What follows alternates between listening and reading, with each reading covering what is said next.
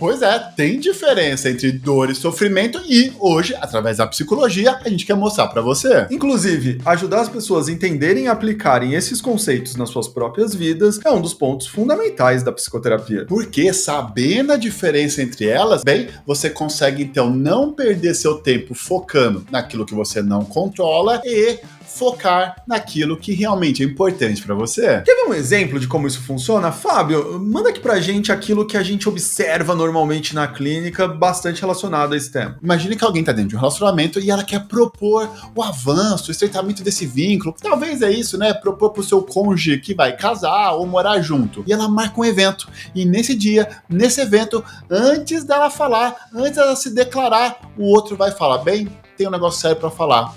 Pra mim já deu, acabou, não quero mais, fim da relação. Bem, numa cena como essa, né, Afonso? Como é que essa pessoa que se sente ao receber essa notícia? Bom, ela vai se sentir como a maioria de nós se sentiria, né? Provavelmente ela fique triste, ela tem essa emoção de tristeza, ela tenha pensamentos do tipo, onde foi que eu errei? Como eu não vi isso chegando, né? E também alguns pensamentos relacionados à sua própria identidade, do tipo, será que tem alguma coisa errada comigo? Será que tem algum defeito em mim que fez com que essa relação não avançasse? E no momento que isso aqui então ocorre, né, como o Afonso disse, bem, gera muita dor nela. E no nosso exemplo, Afonso, o que ela fez para tentar controlar isso? Aqui no nosso exemplo, a pessoa pode começar a beber álcool para talvez diminuir a intensidade, evitar ficar sentindo tanta tristeza. Pode começar a mandar mensagem pro ex ou ligar pro ex, importunando ele, tentando obter respostas de onde foi que eu errei e o que tem de errado comigo. A pessoa pode também começar a sair e ficar com outras pessoas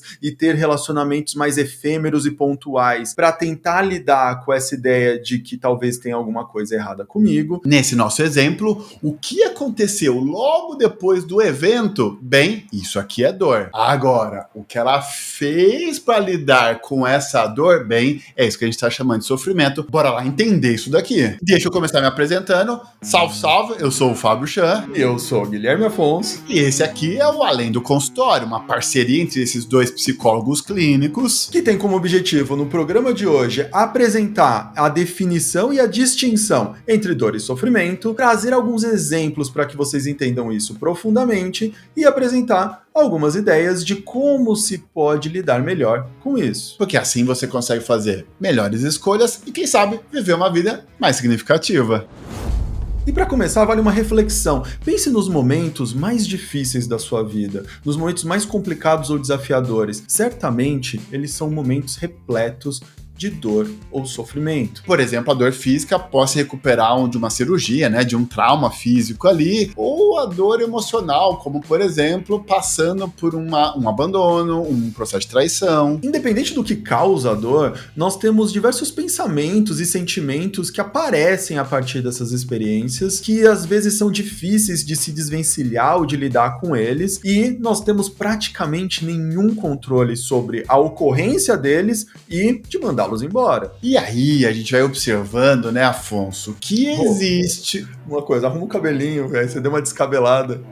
Achei que tava bonito. Agora melhorou. E uma das coisas que a gente vai observando é que, na nossa sociedade, parece que ensinaram a gente que é o seguinte: como eu lido com a dor física? Vou evitar a qualquer custo, mal analgésico, colocar ali qualquer coisa para evitar aquele sofrimento. E aí, se criou então esse conceito que com a dor simbólica, ou seja, com essa dor emocional, vai funcionar a mesma coisa. Eu vou conseguir evitar da mesma maneira sentir esse tipo de dor. Só que qual que é o problema? Como é que a gente foge da gente mesmo? Como que a gente foge de alguma coisa que está acontecendo aqui, ó, dentro de nós? E dentro dessa mesma lógica, a gente vai sendo levado a acreditar que a dor é sempre o sinal de que alguma coisa não está funcionando bem e que tem que ser resolvida o quanto antes. Portanto, isso acaba direcionando o nosso foco para resolver, mitigar, eliminar, diminuir o quanto antes a dor. E aí, né, Afonso, quanto mais rápido e fácil for a solução para dar com essa dor aqui, meu irmão, é aqui que o capitalismo reina. Tem um monte de gente aí vendendo soluções fáceis para lidar a qualquer custo. Na verdade, não, com custo caro, na verdade, para o seu bolso, mas para lidar com sua dor de uma forma rápida e fácil, como se a gente tivesse controle sobre isso, né, Afonso? Exatamente, né, Fábio? Como se isso não fosse péssimo para nossa saúde mental. E é para isso que a gente fez o programa de hoje e vamos para a definição de dor e sofrimento. E para começar, vamos começar definindo a dor. Bem, dor você até pode ouvir aí em outras teorias, como dor limpa, como dor primária, a dor inevitável. O que a gente está querendo definir como dor? É a experiência que nós temos quando algum estímulo do ambiente, ou que imaginamos que seja no ambiente, coloque em risco a nossa integridade, coloque em risco a nossa sobrevivência, coloque em risco as nossas necessidades, coloque em risco algo que é importante para nós. E dessa maneira, a dor acaba fazendo parte de um aparato evolutivo que tem como objetivo tentar manter a nossa integridade, favorecer a nossa sobrevivência. E aí, né? Nós que somos seres humanos, essa experiência que vem aqui, bem, nós atribuímos significado a isso. A gente vai perceber isso como pensamento, como sentimento, essas sensações físicas que podem vir aqui junto com a experiência, ou seja, vai interpretando esses eventos, vai interpretando essa experiência aqui. Vai ter um evento e a repercussão disso em nós vai ter um significado. Esse significado muitas vezes pode ser traduzido em dor. E como a gente não vive na floresta, na savana, muitas vezes o que coloca a gente em risco não é algo físico. Raramente estamos com machucados ou estamos diante de cirurgias a todo momento. O que normalmente acontece na vida de todos nós é estar diante de estímulos que colocam em risco a nossa integridade simbólica e, portanto, muitas vezes sentindo dor psicológica. Quer ver um exemplo disso?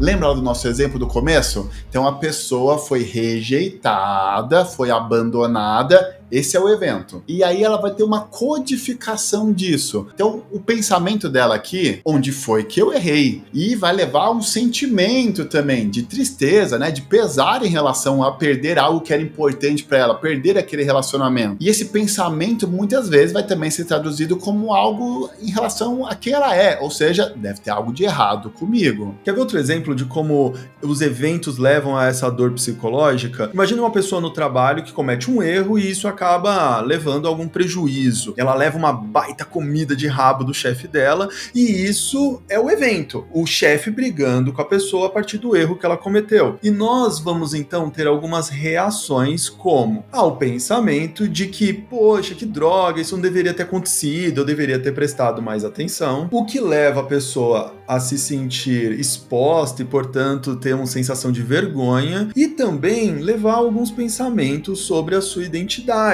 e que a faz pensar: caramba, como eu sou burro por ter cometido esse erro, é pelo fato de eu ser tão burro assim que eu levei essa comida de rabo que meu chefe brigou comigo. E é bom deixar claro o seguinte, após esses eventos, ter esse tipo de resposta emocional, ou seja, essa dor acontecendo aqui, isso é inevitável e a gente não tem controle sobre isso. Entretanto, calma aí que agora a gente vai mostrar o sofrimento. Exatamente, Fábio, e é aí que o bicho começa a pegar, porque a gente tem um evento que acaba provocando na gente uma sensação de dor inevitável, incontrolável, totalmente natural, que é a dor primária, e aí a gente começa a se relacionar com essa dor. E neste relacionamento com a dor, como a gente disse anteriormente, vem um impulso natural de querer suprimir essa dor, de querer que ela se estanque, de querer que ela seja eliminada o quanto antes, de preferência da maneira mais simples, rápida e barata possível.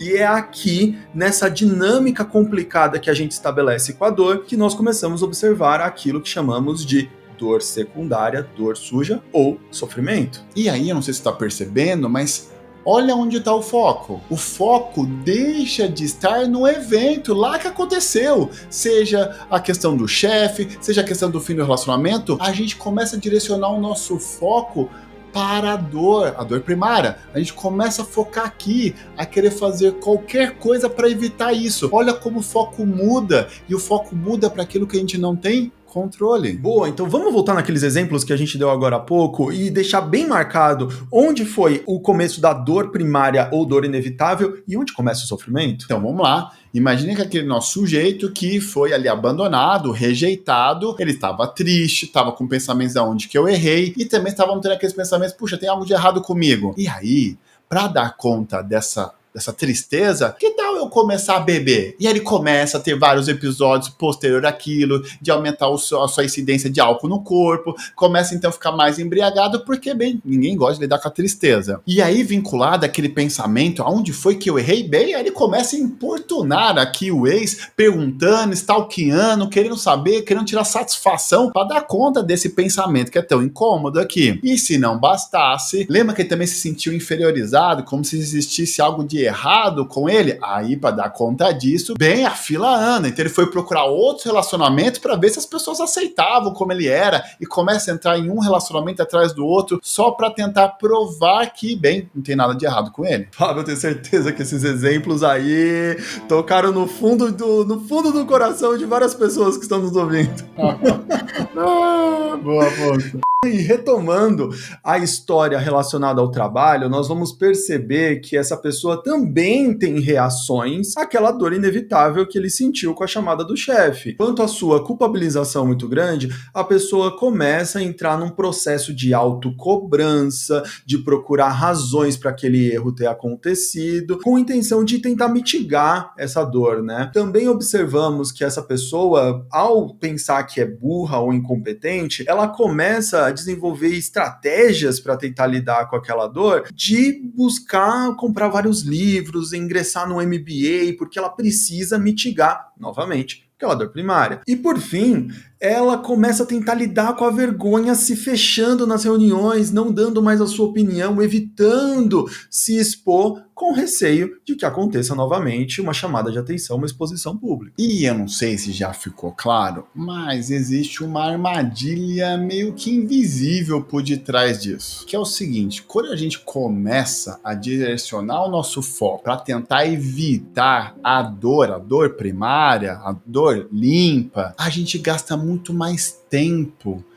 prolongando uma experiência aversiva. Então, o sofrimento, ele acaba prolongando a experiência, de outra maneira, acaba aumentando aquele estado aversivo. Então, se já não bastasse a própria dor do evento, que é inevitável, quando eu tento a qualquer custo eliminar a tal da dor simbólica que está dentro de mim, bem, e é ineficaz nesse processo, eu amplifico essa sensação de dor que eu sinto. Eu acho que você já está sacando aqui o estilo do Além do Consultório. Essa tentativa que a gente tem de democratizar a psicologia, levando conhecimento de qualidade na tentativa de ajudar você a fazer melhores escolhas e se aproximar de uma vida mais significativa. Esse conhecimento de qualidade aí é um pensamento. Olha como aqui é um pensamento. A gente tenta, né, Afonso? A gente se esforça. Então, o nosso controle é o comportamento, mas o que está também no seu controle é você pegar o seu dedinho e dar um like para fortalecer esse nosso projeto aqui, que é sim o nosso pensamento de que a gente está tentando fazer um trabalho de qualidade. Bem, ele tem mais reforçadores do ambiente, né, Afonso? Exatamente, inclusive você ajuda esse conteúdo a chegar ao máximo de pessoas possível. Esse conteúdo de qualidade, que pensamento!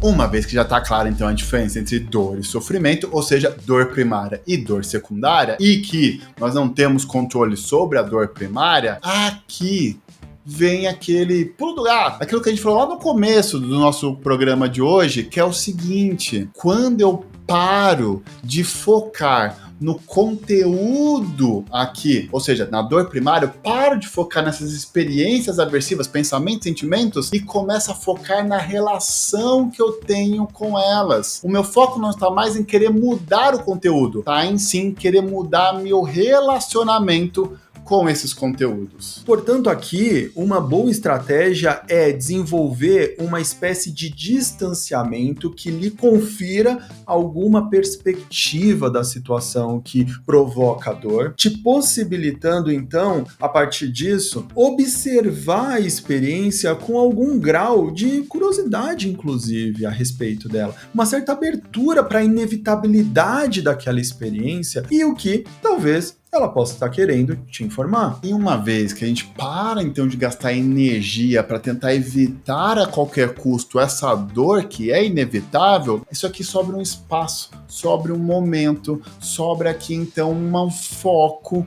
que eu posso direcionar para onde? Para pensar o que realmente é importante para mim naquela situação, naquela vivência. Eu começo então a direcionar um foco naquilo que eu consigo fazer naquele momento que, bem, é importante, é valorizado para mim. Quando a gente fala sobre focar no que é importante, valores, vida significativa, obviamente vem à tona a terapia de aceitação e compromisso. E ela é uma terapia que tem como objetivo final a flexibilidade psicológica, que é justamente criar condições para que as pessoas estejam aptas a lidar melhor com situações de dor, não promovendo ações e comportamentos que intensifiquem o sofrimento delas. Desta forma, a aceitação acaba sendo essencial para que a gente pare de brigar com aquilo que a gente não tem controle. E o compromisso, no fundo, não tem que ser em mitigar a dor, mas sim com aquilo que nos aproxima e nos leva adiante na busca por uma vida mais significativa